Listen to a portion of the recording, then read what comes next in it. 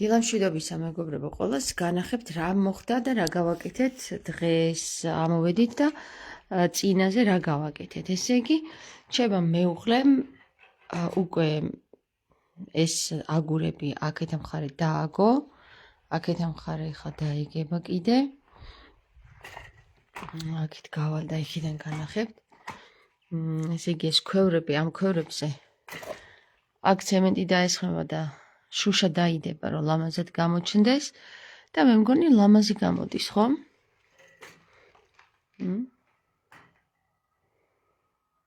ძალიან ლამაზი გამოდის.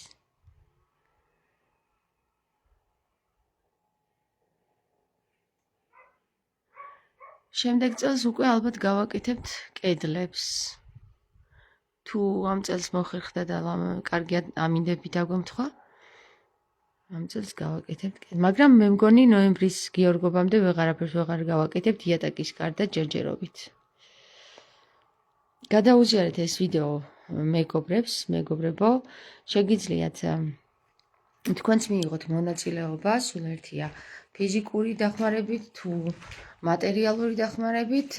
ამ გვერდზე არის მითითებული ბანკის ანგარიში.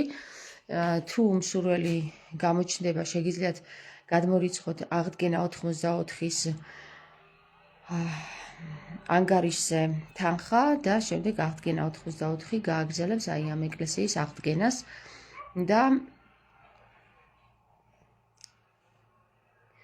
გააკეთებთ კარგ საქმეს. შემდეგ, როდესაც ამოვხვალთ ამ ეკლესიაზე, ილოცებთ, შეგეწევათ უფალი, ჩვენც უფალი შეგვეწევა და რა ვიცი, ყველა ერთად გავაკეთებთ საქმეს. ბანკის რეკვიზიტები მითითებული არის გვერდის ინფორმაციაში. ახლა დაგემშვიდობებით და თხოვნა იქნება, რომ გადაუზიაროთ მეგობრებს.